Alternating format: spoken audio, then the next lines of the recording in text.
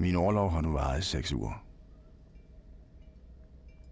Jeg er ikke i tvivl om, at det var rigtigt at holde en pause fra det opskruede tempo, som jeg var kørt fast i. I flere år har jeg længtes efter at få tid til mig selv. Men overgangen fra et hårdt arbejdsliv til relativ frihed går ikke helt efter min plan. De ønskede forandringer i min tilværelse har ikke indfundet sig. Derfor vil jeg begynde at skrive mine tanker ned mere systematisk. Jeg har svært ved at holde fokus. Uventede detaljer får alt for stor betydning. Jeg bliver nødt til at opsøge inspiration og forandring. Jeg må gribe enhver lejlighed, der kan bringe mig videre.